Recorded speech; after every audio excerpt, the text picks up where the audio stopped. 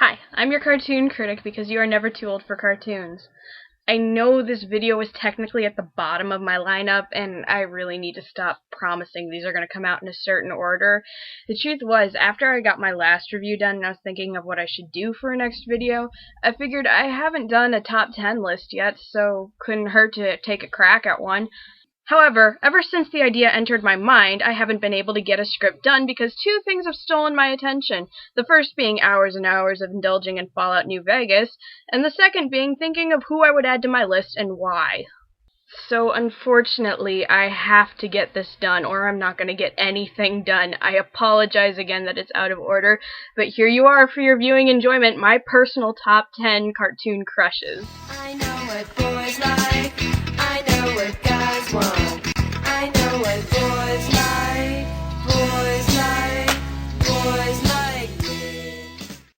Number 10. Robin from the animated series. This is so low on the list because, for one thing, I only had this crush as a kid, and I grew out of it with age when I realized how annoying he really was. Isn't it past your bedtime, boy? Let's just see who's going sleepy by in the next couple of minutes, huh? But also because the only reason I liked him was because of the tragic backstory. Early on, the character with the dark past thing appealed to me, even at a young age, and after the episode where they showed what happened to his parents, that's when the crush began. I don't know what it is with me and characters with tortured pasts. Maybe I'm a sadist in some way, which is entirely possible. And I know it doesn't make a lot of sense that I didn't like Batman too, since he has a pretty sad backstory as well. Well, Batman came across as too rigid and grumpy for me as a kid, and as an adult my opinion has changed considerably, but as a kid he didn't do it for me. This fixation actually ended rather abruptly though when I was banned from watching Batman because I was so annoyingly obsessed with the series that my parents had to forbid me from ever watching it again. Not the first time this would happen, but what can I say? I was an annoying kid. Only when I revisited it years later and saw a few episodes with him in it, it became apparent that he was just one of those sloppy characters written to appeal to a younger demographic.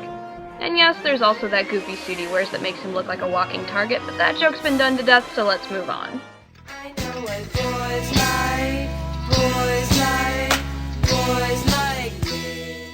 Number 9. Clopin. Let me state for the record, and I know I'm gonna get comments about this, I have yet to read the book. I haven't read The Hunchback of Notre Dame yet, nor have I seen any of the other adaptations except for that one Wishbone episode. I know in the other versions you get a lot more information about him than you did in the Disney rendition, so while working on this list I decided I may as well look him up and see exactly who the fuck he was, and ended up getting completely sidetracked. From everything from fan art to video clips of the many versions of him, almost into the fanfiction zone. The life of a fangirl is kind of a torturous cycle. I mean, from what I could tell from the Disney movie, he was a narrating gypsy who put on a puppet show for kids, hosted the Festival of Fools, and not much else. And considering how much fun it was to watch him, it makes me sad he didn't get more screen time. You're very clever to have found our hideaway. Unfortunately, you won't live to tell the tale. Maybe you've heard of a terrible place where the scoundrels of Paris collecting their fare. Maybe you've heard of that mythical place called the Court of Miracles. Hello, you're there. The lame can walk, and the blind can see. But the dead don't walk, so you won't be around to reveal what you found. The first time I saw this movie, this character won me over. He was amusing as hell to watch, like someone who just enjoyed life at an almost impossible level. While everyone else was watching this movie to see what would happen to Quasi, or if Esmeralda would escape from Frollo, or if Frollo would die, while everybody else was caring about the obvious, I was watching the movie to see when this crazy man with the purple mask would appear next. The other thing this character had going for him was Paul Candle's voice, meaning he could sing.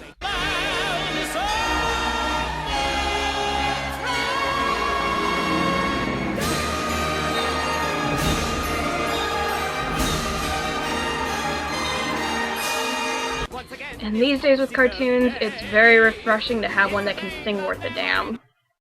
Always there,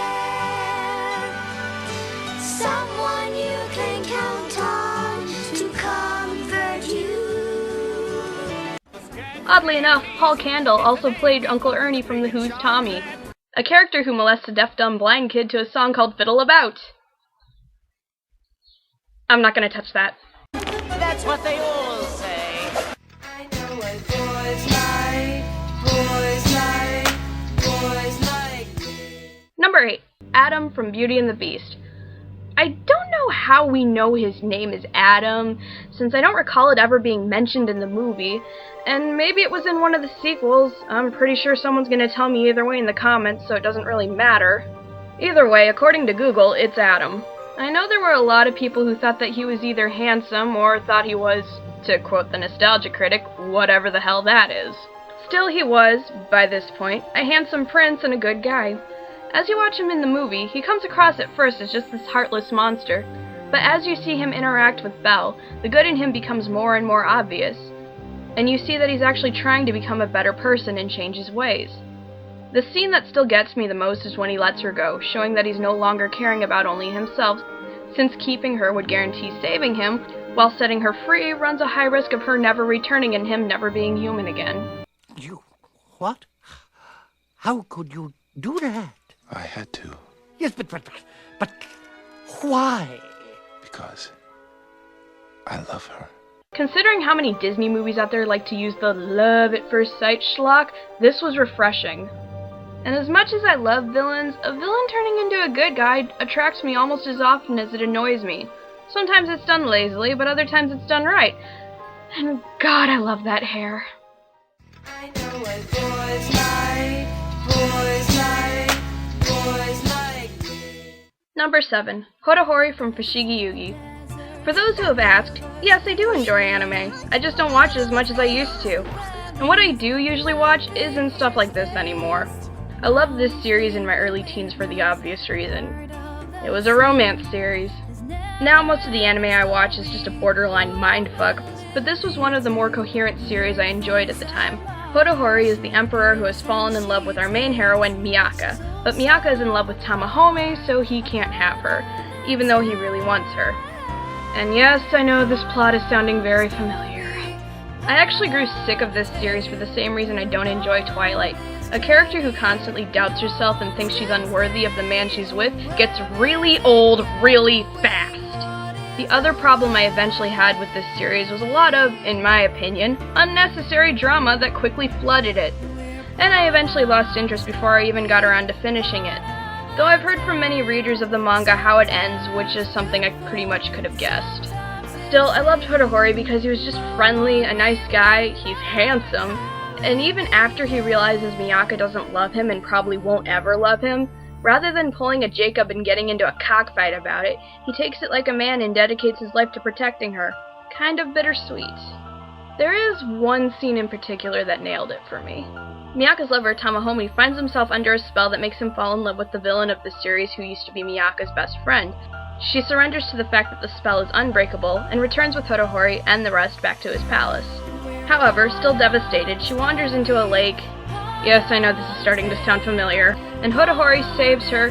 Yes, I know, fuck you. When she wakes up, he's beside her and reminds her that he's still in love with her, even steals a kiss from her. At this point, I felt Miyako was a fucking idiot to ignore him for Tamahome. Granted, this isn't the only time that I think that Miyaka acts like an idiot. But to her credit, she does try to love Hotohori. But, and you probably guessed it, Tamahome gets miraculously saved, and she immediately takes him back. I always felt sad for this character, like he was always given the short end of the stick, but he handles it with grace, and while it hurts him, he supports their love because he knows it makes her happy. And thankfully, spoiler alert, he does eventually find love for himself, so it doesn't stay unfair for him for too long. He's handsome, he's loyal, he's a lover. You can't ask for much more in a guy. Okay, except for that he be 3D and real. Just realized how sad this list is. I know what boys like. Boys like. Number 6, Nightcrawler. While I did love the old cartoon when I was a kid, at least I remember watching a lot of it, I don't remember anything about it, and I haven't found the time to go back and rewatch it. Though it is on my to-do list, I promise. Can't wait to see how many comments I'm gonna get for that. But instead, the only X-Men series I truly remembered watching was X-Men Evolution. Yes, I know, I've heard it before. It's not as good as the original. It strays away from the comics a lot. And let's get this out of the way. Nightcrawler's German accent is less than authentic.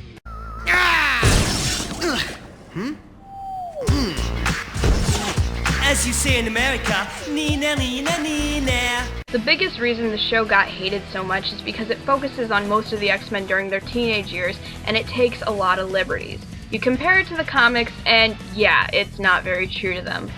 But on its own, it's not an awful series. There's some cheesy moments, I will admit, but the series itself starts out a little lame, but really evolves. By the end of it, they were really dealing with some dark issues, and it became more than a generic, lame attempt to reach out to a teenage demographic. Okay, enough defending the series, let's talk about Nightcrawler. I was too young to pick out a bad fake accent at the time, so the whole German thing was my first lure in. But the fact that he's my favorite color didn't hurt either.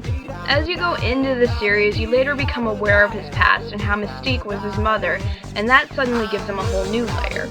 I felt bad for him when watching him come to terms with it, but it comes in handy when later, spoiler alert, you find out that Rogue was Mystique's adopted daughter, and he's immediately there to help her handle it as a brother. He's a troublemaker but a good-natured one, and while he's not my absolute favorite rendition of this character, sorry, I just can't say no to Alan Cummings, ever, he was still an enjoyable one in my opinion. How about you, Kurt? Got a special gift that brought you here? Maybe. Again, I don't remember the Fox series, so I can't accurately compare that.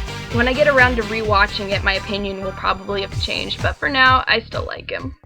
I know what boys like.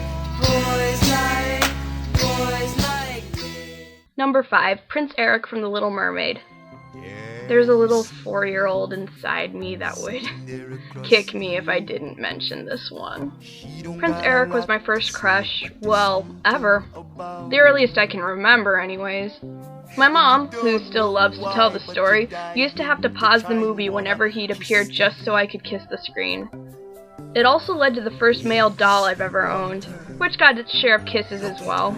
It was the handsome face, I guess, that won me over, but what I really liked about him was he was the first Disney prince I ever saw that actually had some personality to him, in a Disney movie where the main character is female. I mean, take a look at Snow White and Cinderella. Both of those princes did almost nothing the entire movie, except play the required part of the main heroine's eye candy. Granted, the prince in Snow White does at least do something to save her life, but he was so barely developed he only ever had One song. I have but one song. Now, Prince Philip was before Prince Eric and could technically be the first to have any personality to him, but I didn't see Sleeping Beauty until a much later age because it was in the vault for a while, so I didn't end up watching it till I was at least 10 or 11, which was long after I'd seen The Little Mermaid. And it probably doesn't really count to mention this since this wasn't in the movie, it was in the Broadway play instead, but I'm gonna mention it anyways. There's a musical number that really won over his character for me. It takes place after Ariel has her voice taken from her in exchange for becoming human. There's a dance number where he lets her express how she feels for him with a dance, and he understands it clearly as if she's just spoken to him. He ends up having a contest with all the other women in the kingdom to sing for him, since part of him is still looking for that woman with the voice he'd heard back when she'd saved him from the shipwreck. And while most of them have beautiful voices, when Ariel steps up to sing, she does the same dance for him from before, and while the other women laugh at her, he takes her and says that he understood her clearly, and chooses her. That is, before the evil witch shows up. Still, it was a touching moment and one that really won him over for me as a character. He's handsome and he has an unconditional love for a woman who's half fish.